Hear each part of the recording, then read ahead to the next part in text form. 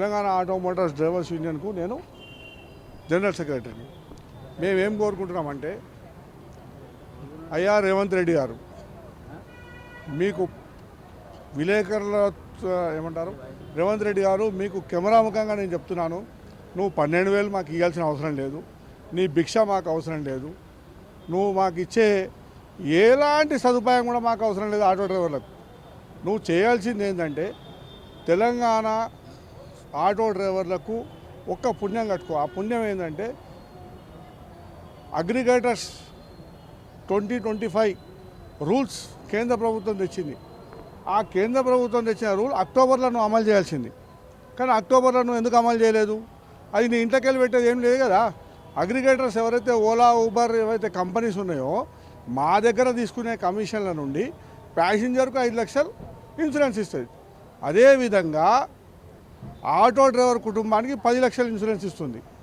ఈ aggregators rules ఏవైతే 2025 కేంద్ర ప్రభుత్వం ప్రవేశపెట్టిందో, దాన్ని అడాప్ట్ చేసుకోవడానికి నీకు సొమ్ములేం ఖర్చు చేయాల్సి వస్తుంది.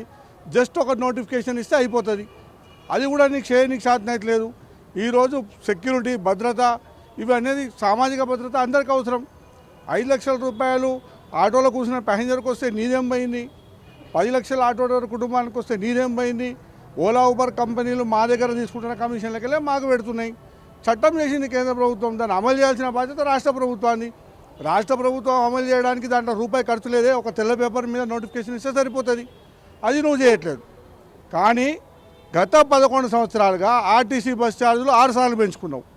ప్రభుత్వ ఉద్యోగుల జీతాలు 3 సార్లు పెంచినావు.